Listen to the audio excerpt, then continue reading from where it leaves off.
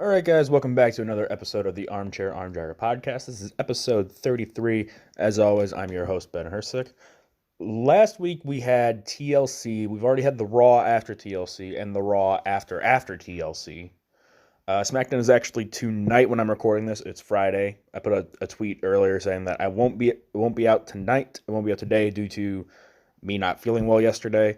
So there's that. But yeah, TLC. I've got thoughts and opinions on that. Some other stuff happened in the world of wrestling that I do want to briefly touch on, and a little more update on possible winners of the Royal Rumble matches. So it's going to be a lot in a little bit of time, and there's a certain somebody I want to talk about. But before any of that, as always, how these episodes get started, you can follow myself on Twitter at Churro Soldier. You can follow this podcast at Podcast Armchair. You can follow All Things Combat, which is a website that covers professional wrestling, boxing, and MMA that I write for over at Things Combat. Top 10s of the year are rolling on. When this episode drops, it's the same day as the top 10 women of the year drops as well. So I'll probably plug that on this podcast's Twitter feed. Maybe, I don't know, depends on what actual time that article drops. But since the last episode, we've had top 10 comeback wrestlers of the year, top 5 disappointments, top something else too that I'm forgetting that I wrote. Top 10 something. What the hell was it? Where is Google when I need it? There it is. Tag team, comeback, women. No, that was it. Okay. So yeah, top 10 comeback years, top 10 tag teams of the years. That might be what it was, and top 5 disappointments of the year. And at the same time, Token and I kind of did a similar lists. He did top 10 worst moments of the year. I did top 5 disappointments. So he looked at specific moments that were bad. I looked at things as a whole. So I took like 5 different individual moments of the year and pinpointed those as being bad. So there's that. Those are all up. They will be linked in the description below. I'm also the sports editor over at the Cauldron at Cleveland State. We are on spring break. Not spring break. It's fall. It's not. I'm still like a little all over the place right now. It is winter. It's snow out. There's snow outside. I don't know why I said it's spring or fall for that matter. It still technically is fall. That's why. But yeah, I'm the sports editor over at the Cauldron at Cleveland State. Since we're on winter break, there we go. We don't have anything coming out until late January. I don't remember the date off the top of my head. But yeah, we'll have stuff coming out then. But as always, you can follow them on Twitter at CSU Cauldron. So before getting to TLC, let's talk a little bit about the wider world of wrestling. Let's talk first about New Japan, and now they're building to Wrestle Kingdom. I don't remember if I mentioned him being back last episode or not, or even the episode before that. Hiromu Takahashi, I remember briefly mentioning it, but Hiromu is back. It's very nice to see him back. I'm very, very curious as to how his match with Ospreay is going to go.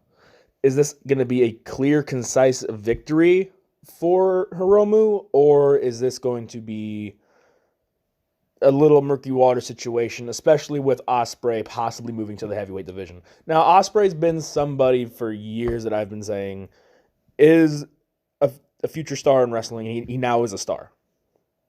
And I'm very excited to see where he's going to go. Is he going to work in the heavyweight ranks? Maybe. It's going to be interesting to see exactly how his style meshes as a full-time member of the heavyweight division. We saw it in bits and spurts this year. We saw it in the New Japan Cup. We saw it in the Best of Super Junior final against Shingo Takagi. And we also saw it in the G1 Climax, obviously. But yeah, Hiromu's back. He's going straight for the title that he never lost, which is the right move, and I'm very excited to see it. Sonata does have a match at Wrestle Kingdom. On the second day, he is facing Zack Sabre Jr. for Sabre Jr.'s Rev Pro British Undisputed Heavyweight Championship. I believe that is the correct order of those words. Sonata is also a part of an 8-man tag the night before where he teams with Evil, Shingo Takagi and Bushi against Suzuki-gun, which I believe is Suzuki, Sabre, Archer, not Archer, because Archer has the match with Moxley the first night. I know it's Suzuki, and I know it's Sabre, and I'm pretty sure Taichi's in there. I have Wrestle Kingdom, I have the card, and I have the tab open, too. Where is it? There it is. It is... Oh, they have pre-show matches now. So Suzuki, Sabre, Taichi, Desperado. That's what I was excited for. I get to see Despy again. I haven't seen him in a long time. I didn't watch Junior Tag League, so there's that. Yeah, so it's going to be interesting to see exactly that. I'm a little disappointed that Shingo is not in a singles match somewhere, but can't win everything. But this, I think, is going to be very interesting. This is going to be the place where we see what is next for Sonata. Is he staying? Is he going? What exactly is next? If Sabre Jr. wins, I think it's a pretty clear indication that Sonata is leaving. But if you have Sonata win, it would seem like Sonata staying. So we'll have to wait and see on that and see what exactly is going to happen.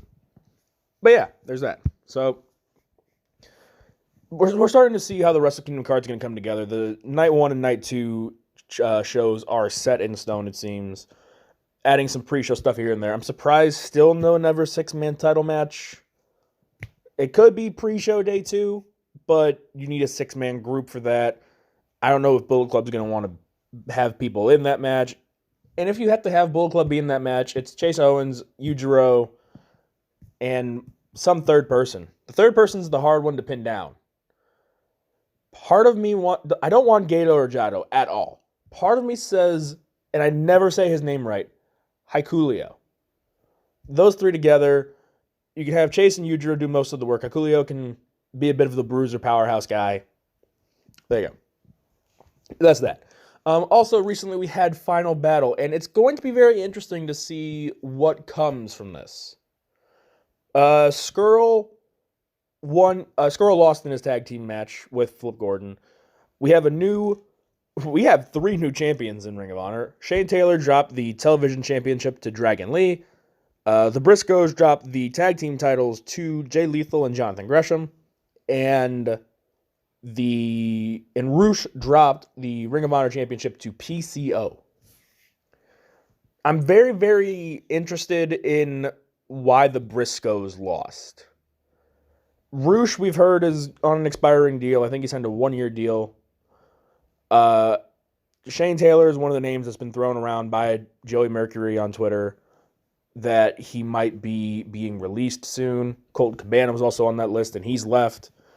He's had AEW stuff on commentary. He was featured heavily in New Japan during the World Tag League.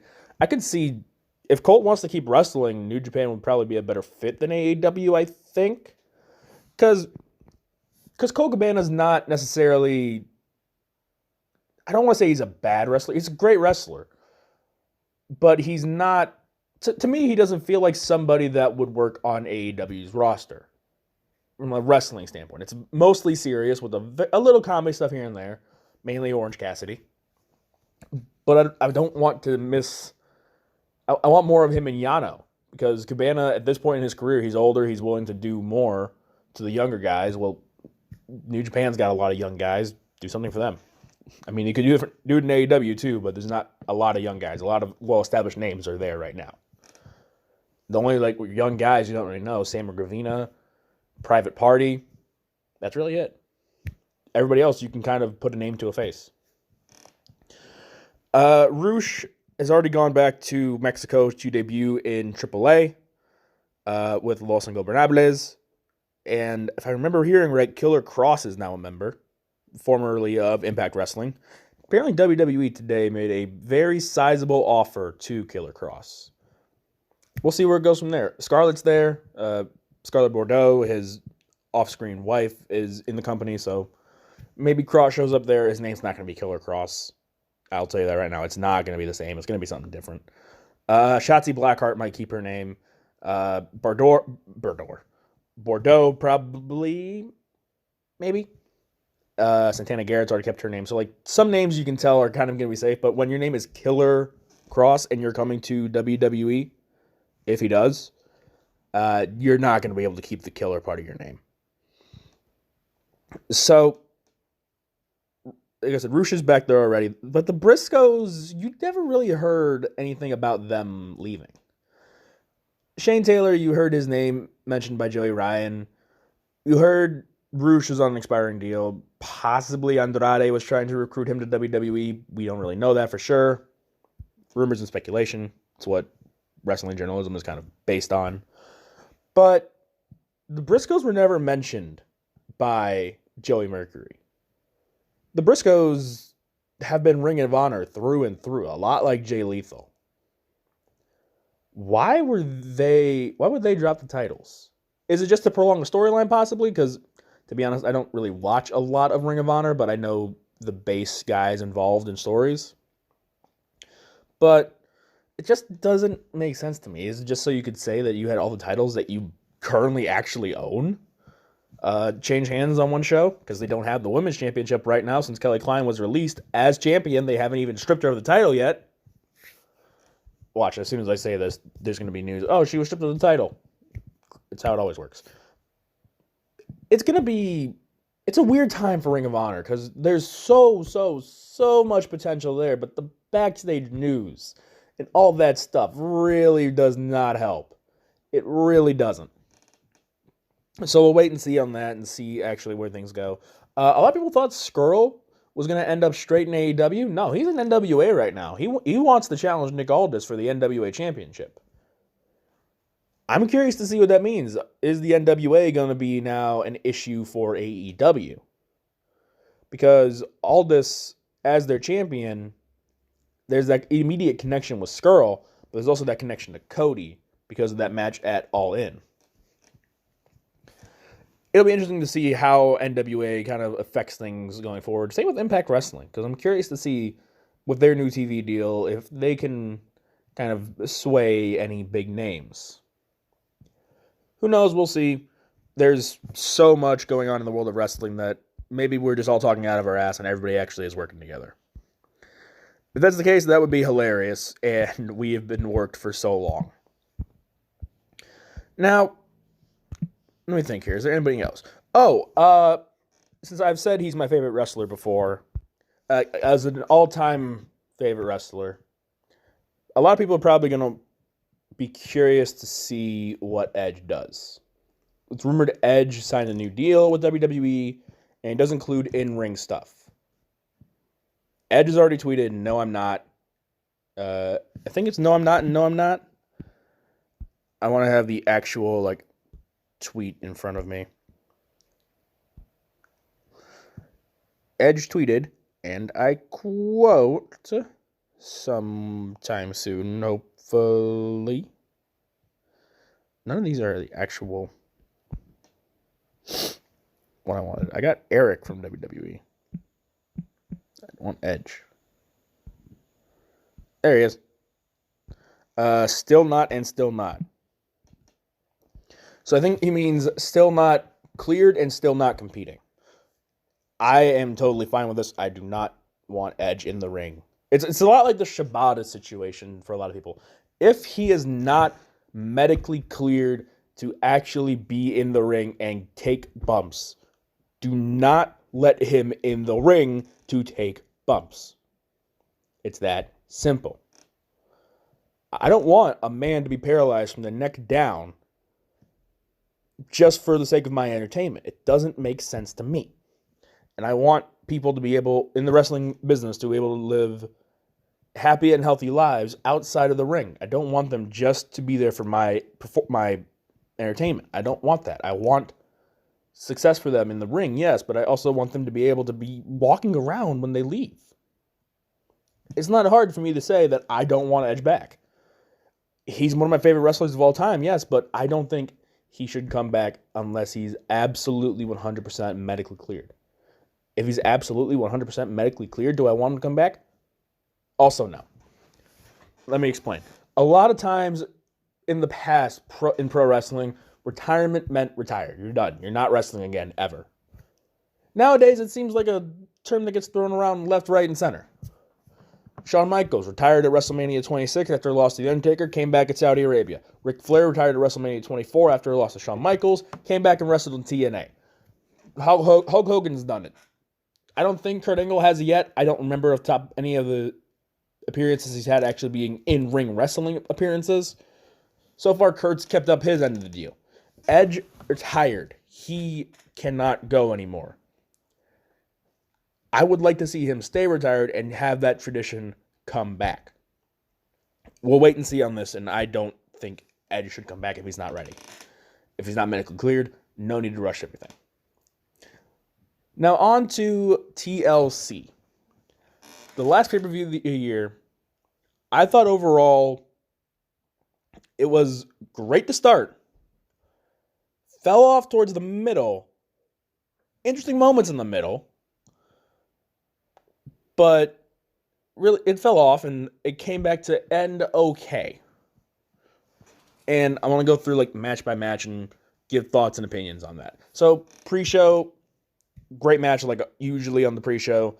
Andrade and Humberto Carrillo really have some sort of chemistry that you can't really seem to teach. Those two understand wrestling so well and it works so well.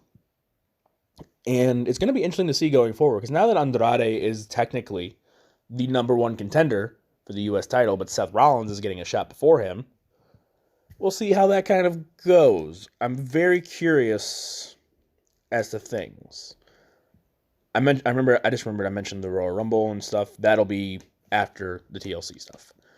But yeah, pre-show was the pre-show. Not too much, nothing major really happened on it, so you didn't miss much if you didn't see it.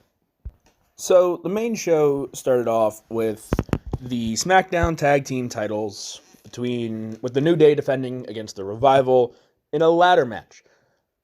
Corey Graves on commentary said that this was the Revival's first ever ladder match. Technically, he was wrong.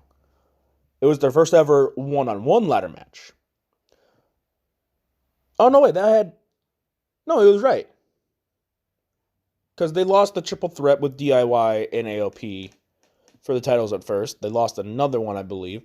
And then it was DIY versus AOP in the ladder match. So he was right. So I'm dumb. Never mind. He was right. This match itself, great way to start off the show. Really, really good. Really, really good. Great. Same thing, essentially, to me. These two teams were going to feud at first. They were going to be rivals. And then, I believe it was Dash injured his jaw. And then the Revival were like back for 2 weeks. And then Dawson got hurt. And then they were back and nobody cared. This was something that felt like it should have been a feud for a long time. And it finally happened, which was nice to see. There were some interesting spots in the match too. Kofi did a dive over the Revival with a ladder into the ring. Went for a baseball slide. The Revival moved the ladder and smashed him in the ribs. Same spot happened on the outside, but Kofi uses the ladder this time. Which is very interesting to tell. Like, okay, Kofi knows what happened, even though he got hurt. Kofi knows what happened, adapts on the fly, and changes what he just did. Very nice storytelling. It shows how far Kofi has come as a wrestler. There was times in the match where you could tell like Kofi was kind of the guy everybody was going off of. Because in the match, he was the one with the most ladder match experience. He's had Money in the Bank matches. I think actual ladder matches too. Like for championships and whatnot. So Kofi kind of was like the de facto leader of the match. And you could tell the Revival actually were not out of their element, even though this was their first ever ladder match. You saw like spurts from them where things worked. As a team, they tried to push over the ladder on Kofi when he was going for the titles at one point. Kofi just used the balance. He had amazing balance when the ladder was getting pushed over to stand on the top rope, springboard back into the ring, and hit a tornado DDT on one of the Revival. I think it was Dawson. Yeah, because Dash got hit with the Trouble in Paradise afterwards. But that was what kind of like said, okay, this match is starting to get really, really, really good. That moment right there, you could tell something special was in the water for this opening match. You also had Kofi. This whole thing started with Christian, I believe. The balancing on the ropes with the ladder. Because it was WrestleMania 25, Money in the Bank.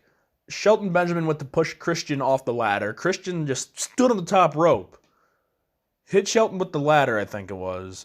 Caught the ladder, and everybody was just... That's when everybody clicked, like, oh wait, Christian didn't get hit. Christian's still standing. This whole thing kind of... You've seen it now a lot in ladder matches. You see people... They're about to fall off the ladder, they springboard back in to save themselves at the last minute. So... Christian's kind of created a new trope for ladder matches, which is really interesting to see. And then we also had the finisher off the ladder with the Revival hitting the Shatter Machine on Kofi. That moment right there, that was a beautiful Shatter Machine. Because I first thought Kofi was jumping off the ladder to crossbody Dawson because he was going to be going up the other side. Not the case, it was a Shatter Machine. I had to go back and watch it like 3 times, and then I was like, oh. Yeah, it was. Then it kind of clicked for me. At that point, the Revival started to actually get booed. Revival getting booed is something we haven't heard in a long time. It hasn't been like loud, deafening boos. You started to hear it during this match. Revival for so long, they've come out, no reaction, nothing. No pop, no boos, no nothing. Just dead silence and their music. That's it. You could probably... In the arena, you probably hear noise. I remember when the Revival came out at Fastlane, when I was there was a reaction. But you go to, like, you watch it on television, and on the network, there's no reaction. There's nothing. So now, they actually got a reaction. Which is going to be interesting to see going forward if a certain rumor that nobody wants to believe is correct is. It's the Revival being turned to a joke tag team. Which is dumb. This match also did something a little interesting, and I'm curious how it's going to go. And a lot of people have mentioned break up the New Day. I don't think it'll ever happen because of the merch sales. But Kofi did a lot in this match. He didn't do a lot. And with Xavier out, you're kind of down to 2. So... You look at it, you kind of had no real choice but to have somebody do a lot in the match, and it was Kofi. And I'm curious if they're going to say Kofi's hogging the spotlight or the limelight or whatever you want to spin it as. But let's see where this goes first. Let's see what happens. Let's see just where the story can go. Because I look at it, there's a lot you can still tell with the New Day. And I'm very interested to see exactly what it is. And I'm very curious what is next. New Day have beaten Revival now. There's no other real tag team on SmackDown, so what's next? Who's left? I don't want to see New Day coast to Mania, but there's no team to step for the challenge. Heavy Machinery is a face team, so I doubt it happens. Lucha House Party is a face team, so I doubt it happens. There's a team I have in mind, but they're on the other show, possibly. And that's the Usos. The fact that has not been a WrestleMania match yet is kind of annoying. And I want it to happen. Maybe you see, like, there's going to be some filler matches, obviously. Maybe Nakamura and Cesaro at some point. Possibly. Depends on the Intercontinental Championship. Maybe you have Chad Gable and Mustafa Ali. It'll be interesting to see, like, just what actually is next. But great choice for an opening match. Fantastic spots in a lot of places. Very, very great start to the show. And the show just got even better with Aleister Black versus Buddy Murphy to follow. Something was special with this match as soon as Aleister Black got in the ring. Buddy Murphy came out first, and he sat facing the ramp, legs crossed, just like Aleister Black. Black came out, walked to the ring, got the stairs, and he seems like he didn't notice Buddy at first. He walked to the side where he usually jumps in and sits down, But he saw Buddy was sitting right there. So Black walked back around to be the opposite direction of Buddy Murphy, did it, and it just showed them sitting cross-legged across from each other. These two have chemistry, and it works so well. From the opening bell, things were so fast-paced. You had like some interesting moments early with Black dominating, but then Murphy was on the outside, Black was on the apron. Black went for a kick. Murphy caught it. Instead of sweeping him to the apron, he did the sweeping motion, and Black hit his head on the post. Yeah, the ring post. And Murphy does a... To steal a term from basketball, and I think I'm using it correctly, he does a Euro step off the stairs onto the apron to grab Black's head and hit a facebuster onto the stairs. That was really, really impressive. And that's also what broke Aleister Black's nose, from what I can tell. Because after that point, the doctor got the gloves on. It's either him hitting the head on the ring post or Black going off the stairs. It was one of the two, so it's up to you to figure out which one. But I am also kind of excited that this match was really good. There was a lot of knee strikes and kicks and really impactful looking moves because these guys kind of have a style that works all around the world where it's just brutal and striking and heavy.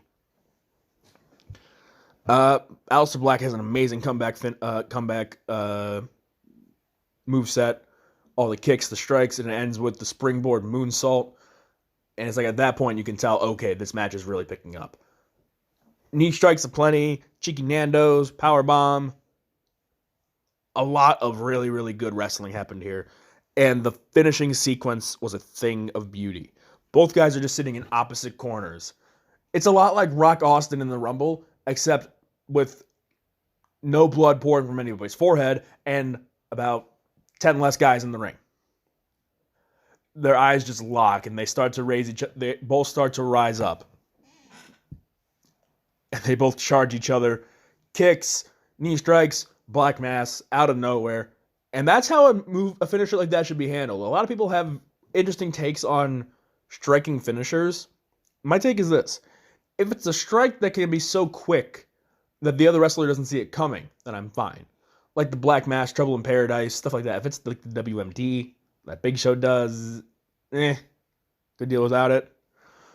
But it's stuff like that where it's quick hitting and you don't see it coming. That's when a striking finish works for me. Both guys in this match benefited. Murphy doesn't get hurt from a loss. Black needed the win because of the fact that we haven't seen him a lot on Raw due to some small injury. I don't exactly remember. But we're starting to see the movement that I kind of wanted to see under Paul Heyman. It's a youth movement. We've seen Akira Tozawa be featured on, I think, 2 straight Raws, possibly, maybe 3. Ricochet's been used heavily. Humberto Carrillo, Andrade, Buddy Murphy, Aleister Black. We're starting to see that youth movement be in effect. And I'm very curious where we're going to go with it, because right now that WWE Championship is not being defended in an Elimination Chamber match. Same with the Universal title. So what are going to be our Elimination Chamber matches? I doubt it's going to be the Raw Women's Championship because they're going to want to protect not Bayley. I get that wrong all the time. They're going to want to protect Becky from a certain somebody who's probably going to win the Women's Royal Rumble. SmackDown Women's Championship? Maybe? I don't really know. Intercontinental could be interesting depending on who's in there. The U.S. Championship seems like a very likely candidate, possibly. You had the likes of Rey Mysterio, Andrade, AJ Styles, Randy Orton, Ricochet, Murphy, Black, Tozawa, Carrillo, Cedric Alexander. You have like 10 guys that could work. And there's 5 spots available. You have qualifying matches. And if you know me, you know I love a good qualifying match. Because some of those can actually be really good matches. I remember Rey Mysterio had a Beat the Clock challenge way back when I started watching wrestling in like 08, 09. And he got it down to like 1 second. He beat the clock. And that right there was where I was like, qualifying matches can be really good. It was for like some order of something, I think. I don't remember exactly what. So these two guys, Murphy and Black, are going to be stars. And that's blatantly obvious by this match.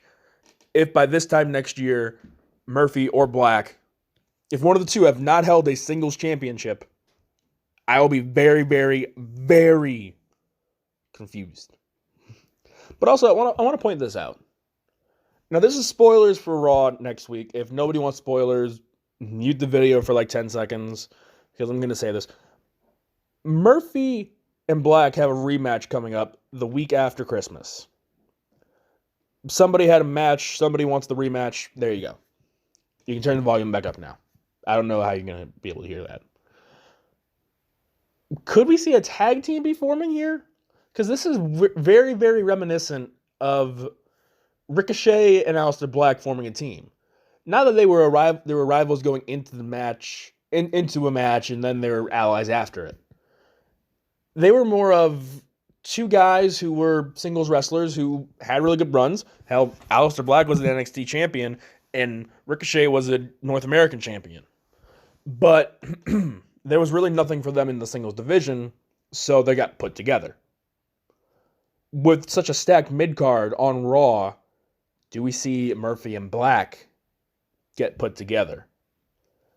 I honestly wouldn't hate the team. That would be a very interesting team, and a team I would actually enjoy seeing. But we'll have to see where things go from now. I'm curious if Murphy will get his win back. We'll have to see. But after this match, there was a pretty noticeable drop. The Raw Tag Team title was an open challenge. Viking Raiders said, anybody in the back on the Raw roster, come challenge us. It ended up being the OC and Gallows and Anderson. A little disappointed with it not being the Usos, but I kind of understand because Jimmy was in court Thursday for his DUI, found not guilty, so Usos return possibly imminent. And pretty sure wherever they go, Naomi's going to follow. So if they end up on SmackDown, Naomi will be there. If they're on Raw, Naomi will be there. But it was the OC, so OC Viking Raiders, okay. Not bad. The match itself was pretty decent for the most part. Surprisingly, it was, well, I say surprisingly, it's the Viking Raiders. They don't get beat down often. Surprisingly, it was Carl Anderson getting beat down, tagging Gallows, and Gallows had the big comeback. Hansen didn't really have, or Ivar. It's Eric and Ivar now. Ivar didn't really have a lot of a comeback. And to be fair, there could have been one, but it got sloppy late. There was a back handspring miss from Gallows and Ivar. There was another sloppy spot at some point that I'm forgetting. It was a double count out, but it's a non-finish, and they're always sketchy and kind of hard to do right for the most part. There was one semi-recently I remember being a no contest that I really enjoyed. My brain is only saying Okada Tanahashi from last year's G1. But there was another one, and I don't remember what it was. But yeah, sketchy no finish. It was a big plug match because of the fact that KFC was like a major thing for the match, because there's a family, heavy quotes around family, eating KFC on the side, and it was local indie wrestlers. It wasn't an actual family that or actors, just local people. Now, this makes me curious where the Raw Tag Team division is going forward. OC did pick up an actual win against the Viking Raiders on Monday. But we'll see where this goes. We'll see what happens. I'm very intrigued, I guess is the right word to use here, as to what actually is going to be the Raw Tag Team division scene moving forward. Did this match make that happen? No, but with so few tag teams, you kind of wonder, what could be next? Who's next? Who's going to step up? But it was also a bridge match that kind of was needed. You had 3 straight matches, actually, going back to the pre-show. You had 3 matches that were great back to back to back. There's always going to be a letdown period and a cooldown period. Was this one a little bit longer than normal? Yes, but the fans kind of needed it. You had 3 great matches, and you kind of needed to taper off and relax a little bit. That being said, we did not need this next match to be a TLC match. Baron Corbin versus Roman Reigns. Why this was a TLC match confuses the hell out of me. It could have easily just been a street fight. This could have been the chairs match. There was nothing to climb for. This was the first time that I can remember where a ladder was not actually climbed in a match. That is a TLC match. There was nothing to fight for, nothing really to gain. You had to win by pinfall or submission. Why do we have to have a TLC stipulation for it? This could have been the chairs match. Now, it could have been the tables match, and you could have made Rusev and Lashley the chairs match. Although I'm very happy that was a tables match because I don't like the chairs match. Could it be done better? Yes, absolutely, but I don't hate Baron Corbin. And I've said this before. I do not hate him as a wrestler. I don't hate his character. I think he is a really good heel. But he's a we don't want you heel, not a you're a heel, so we're actually going to boo you. And Roman is just kind of the guy. That's really it. Nothing really major there. But these two they usually have some decent chemistry at least. This night, it just was not there. Nothing seemed to work. Is it because they used dog food in this build-up? Probably. It probably was. But this was like the point where it was like, okay, now the break period has to be over. We have to get to something else. There's really nothing to talk about with this match. Nothing really major happened. Corbin won in the end, thanks to way too much help from Revival and Dolph Ziggler. But it was just too much. And that's like kind of took the match away from me. Like, there's so much interference. Like, why am I even interested in this? It's going forward. There's a certain favorite for the Royal Rumble that I will talk about that doesn't need the Rumble win, and there's a certain favorite that also doesn't need the Rumble win but makes more sense. I'll talk about that in a little bit, but I'm curious, how far are we going to go with this feud? Roman is probably going to be in the Rumble match. He's one of the betting favorites. But does this go to the Rumble? I don't want it to go to the Rumble. I'd rather have it end on SmackDown tonight, or have it end on the New Year's SmackDown, whatever that is, that Steve Harvey is apparently hosting with Roman wrestling a match. Have that be it. Have that be the end of the story. Now there's an interesting match between Bray Wyatt, not The Fiend, Bray Wyatt, just Bray Wyatt, and The Miz. Non-title. Miz got a lot of offense in. Wyatt hit 2 Sister Abigails, and that was kind of it. There wasn't really much else. Now, this match was more about post-match than during the match. The match itself was about 6 minutes. And I'm very curious, because the story going into the match was The Fiend, or possibly even just Bray Wyatt, changes people. We've seen Finn Balor go back to being Prince Devitt and the leader of Bullet Club, essentially. We've seen Seth Rollins go from top babyface on Raw to top heel. And we've seen Daniel Bryan now change. More on that in just a little bit. What's going to be changing for Miz? Is he going to go back to being a tag team specialist with Morrison? Because if that's the case, I am totally down for it. Because just re-signed Morrison, gives him an immediate story, gives him an immediate ally, and you could see New Day versus Miz and Morrison at Mania, possibly. Or even the week after, if you don't want New Day to lose it to the Usos because New Day moves to Raw. And that could help you move them to Raw.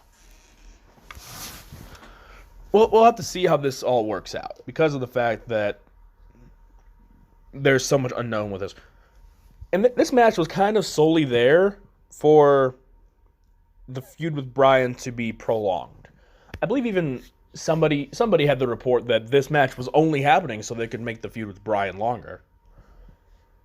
And he came back not as just Daniel Bryan. He came back as Bryan Danielson. Daniel Bryan.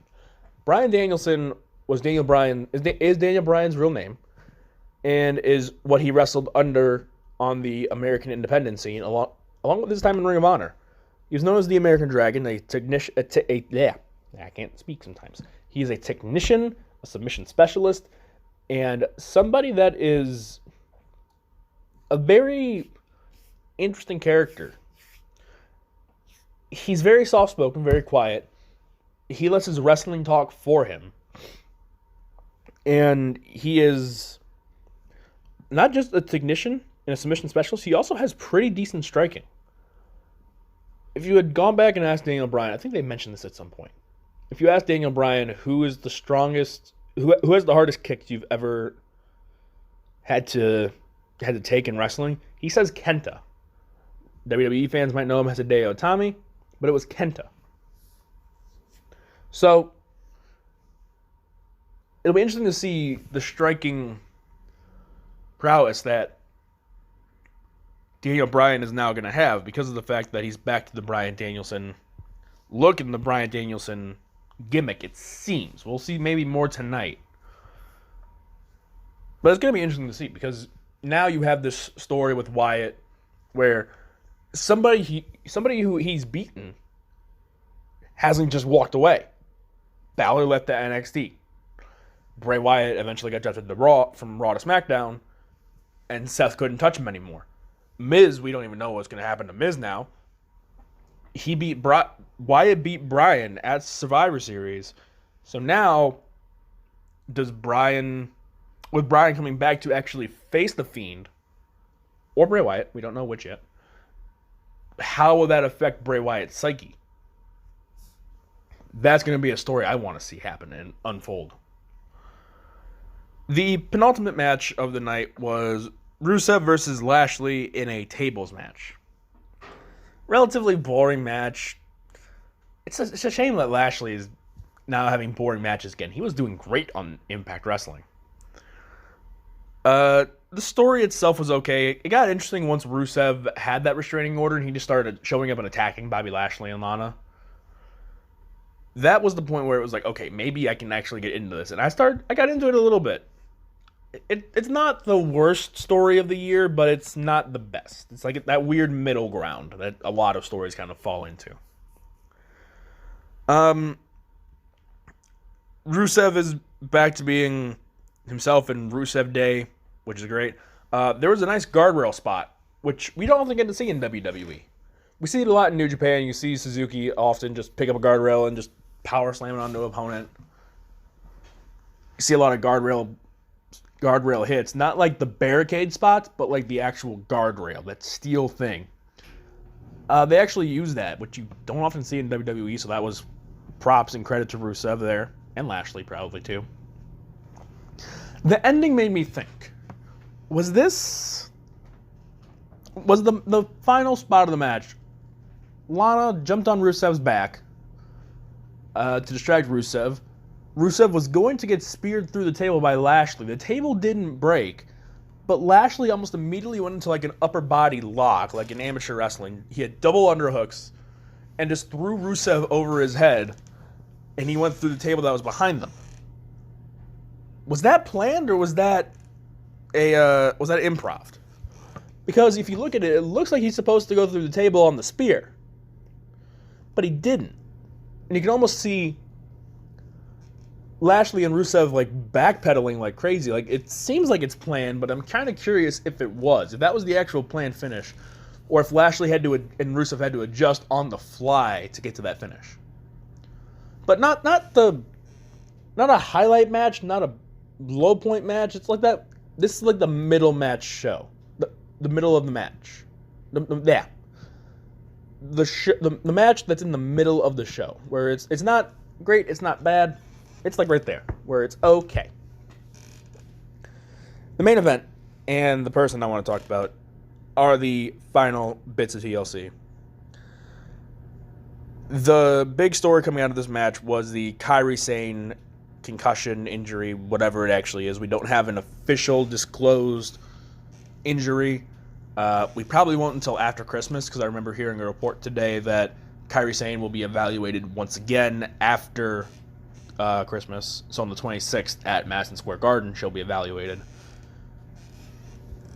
And part of me was like watching the match, knowing this, and saying, where exactly did she get injured? When exactly did it happen? It was not the powerbomb spot, I don't think. I actually do not believe it was, now that I'm like trying to play it back in my head. I think if you watch it, and I also remember hearing this report that it happened relatively early in the match. There was, I believe this was just before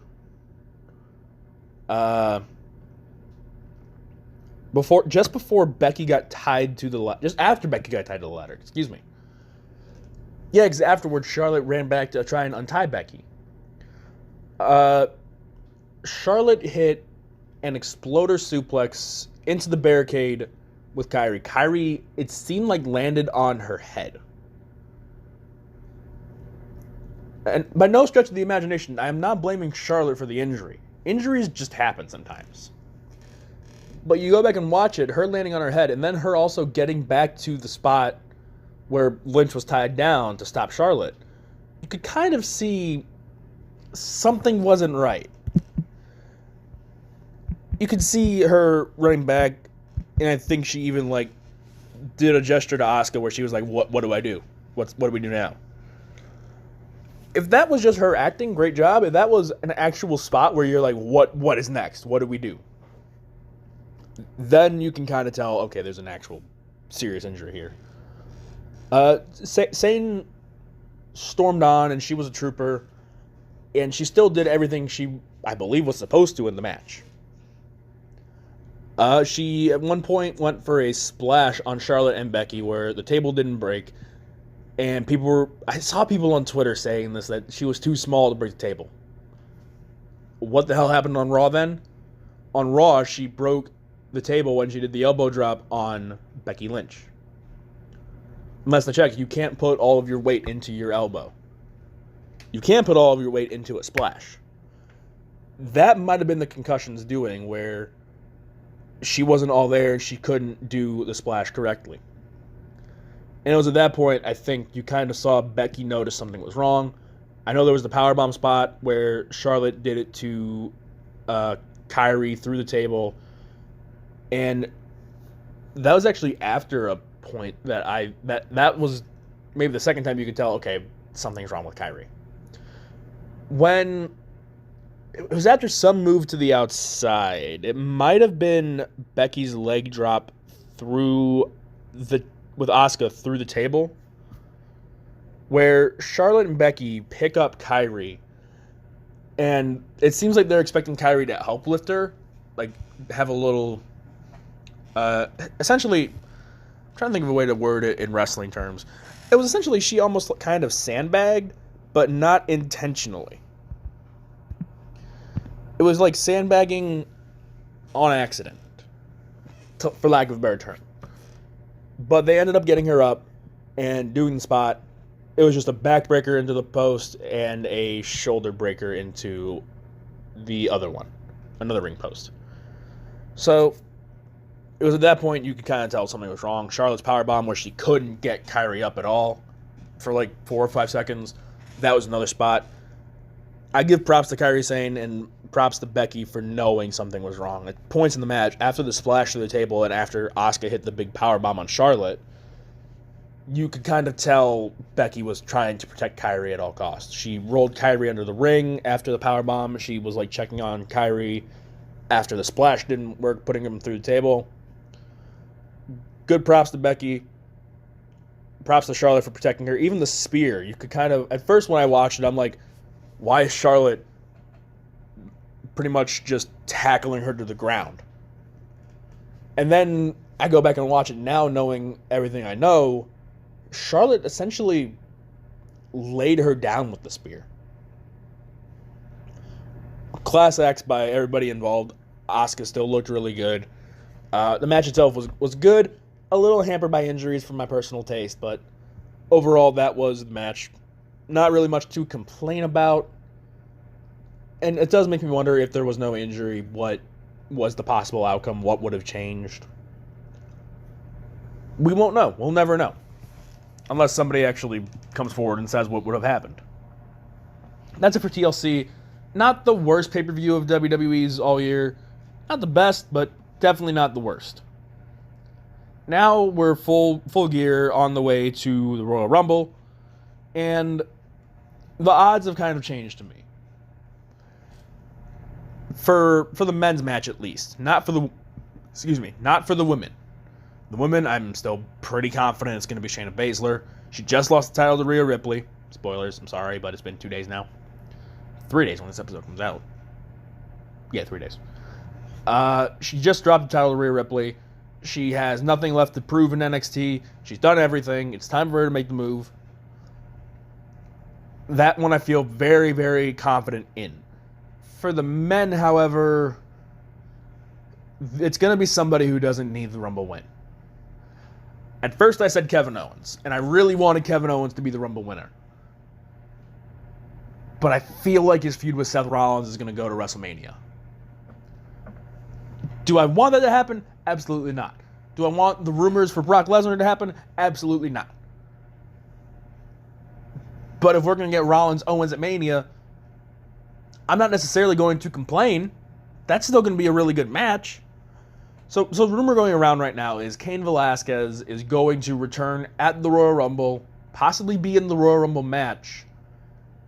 And this would set up a match with Brock at some point. Or maybe even he's the challenger. I don't exactly remember the story going forward. But the rumor is that it's really, really looking like it's going to be Brock Lesnar versus, of all people, Tyson Fury at WrestleMania. I cannot stress to you how bad of a move that is. Not because Tyson Fury's bad in wrestling ring. No, I wouldn't mind Tyson Fury doing some other stuff for WWE. But at the show of shows, at the biggest point in the pro wrestling season, year, however you want to word it, to have Tyson Fury versus Brock Lesnar in front of an international crowd that wants to see pro wrestling, not a boxer coming out of his element to face a pro wrestler, that match is going to be publicly panned, and I wouldn't be surprised if it gets booed out of the arena. You have an easy money match in Owens versus Lesnar. Fans are behind Owens. You don't have to make people hate Lesnar. They already hate him for not being there and not showing up. It's a simple money match. Vince, stop caring about other sports. Care about just yours. People aren't going to want to see Tyson Fury take on Brock Lesnar. People don't care about Cain Velasquez versus Brock Lesnar. Let Cain Velasquez do what he did in AAA. Let him actually wrestle, and then the fans will start to care about him. It's that simple. So if Kevin Owens isn't winning the Rumble, who is? The other favorite is Roman Reigns. Reigns doesn't need the Rumble win either. If the Women's Royal Rumble match does not main event the show, I will be very surprised and very disappointed. This is your chance to show that you understand. They did the right move in having the women's tag team titles main event TLC. They did the right move there.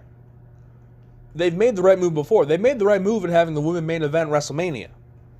They made the right move in having the first ever Women's Royal Rumble main event the 2018?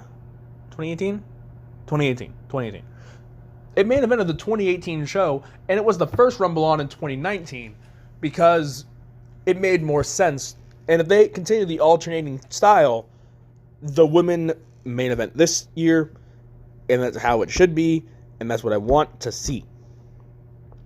I'm more invested in the Women's Rumble because if it's not Shayna Baszler winning that match, who exactly is winning? The second pick is Sasha Banks, but Sasha doesn't need it. Shayna needs it a little more to actually set up the match. But we all think one thing. We all think that WWE can be heading down the right path. And I think once Vince does actually step away, it will be. Do we know when the hell that's going to be? No, this man is crazy. But I'm just hoping that it's soon. I want Hunter in charge. NXT has been phenomenal for years. It will still be phenomenal once Vince is gone and Hunter takes over the main roster, quote-unquote main roster. But it's just like, you want the main roster to succeed too. You don't want to keep seeing the same guys in the main event scene. Roman doesn't need the win. I said this on Twitter. Roman doesn't need 2 Rumble wins in the 5-year span. The past few years, let's think. The year Randy Orton won it, who was the last elimination? Roman Reigns. The year Shinsuke Nakamura won it, who was the last elimination? Roman Reigns. Roman wasn't even in last year's Rumble due to his leukemia battle. The year Batista won, the last elimination, Roman Reigns. Roman does not need 2 Rumble wins in 5 years. He does not need 4 final 2 appearances in the past 5 years. This does not need to happen. Owens needs it more. It's simple. It's basic. It's the right call. You don't have to make things complicated going forward. You can set up the Roman Reigns Bray Wyatt story without the Royal Rumble win. But if you have Roman Reigns be the first person to beat The Fiend, you're booking yourself back into a hole. If you want to book Roman to be the future, the star, the face of the business, do not have him go over on your hottest talent in ages. Especially on a main event scene at WrestleMania. Like I said, it's an international fan base there that wants to see pro wrestling. If you want to make Roman Reigns the guy, having him beat Bray Wyatt is not going to do it. The fans are going to hate him more and more for that. Because it would be not the first time Roman Reigns has beaten a hot, young, new talent. Yes, Bray Wyatt's not a new talent, but The Fiend is. It will be one of the many times that a face of the company, John Cena and Roman Reigns, are the 2 I'm looking at the most. Hell, even Hulk Hogan has done it. You have them beat a young, hot, up-and-coming talent, superstar, gimmick, whatever you want to use. You have them beat them, and the fans hate them more and more and more. If Roman wins the Rumble, and that's still a big if. We still have about a month to build to this. Don't have him go over The Fiend. Build The Fiend up to be this unstoppable monster that nobody can seem to beat. And then you have someone else steps up. Maybe Roman at a smaller pay-per-view. Maybe after The Fiend's run his course as champion. Because I don't think from... Oh God, when did he win it? From Super Showdown to WrestleMania is enough time for The Fiend. He has a few more defenses after Mania, I think. If you have Roman beat him at SummerSlam, then maybe you can understand it and The Fiend has run his course as champion and it's time for a little break. If The Fiend's like a special attraction that you only bring out for big feuds, I'm totally fine with it. But don't have Roman be the one to beat The Fiend when he's at his peak right now. This is still amazing time to be The Fiend. This is still the right time to have him as champion. When things start to turn down a little bit, that's when you take the title off of The Fiend. But that's all I got for this week. TLC itself was okay. Other wrestling stuff happened. I talked a lot about the Royal Rumble winners going forward. Sorry about that long podcast, but it is what it is. And as always, and this, you can follow myself on Twitter at CheerSoldier. You can follow this podcast, the podcast Armchair. You can follow All Things Combat, which covers professional wrestling, boxing, MMA, over at Things Combat. End of the year lists are coming out. I have 2 more coming out after this podcast drops. And you can also follow my writing and the paper I write for at Cleveland State at CSU Cauldron. Again, we're on winter break, so It's a little time off. Won't have any new articles for a little while, possibly unless something crazy happens during the break. But that is it for this week. Thank you guys so much for listening. Give us a like if you really liked it. Subscribe if you want. Next week, I'll figure out something to talk about. Maybe I'll have another hot take where I just rant about stuff for 25 minutes. Who knows? We'll see. Thank you guys so much for listening, and I will see you next week.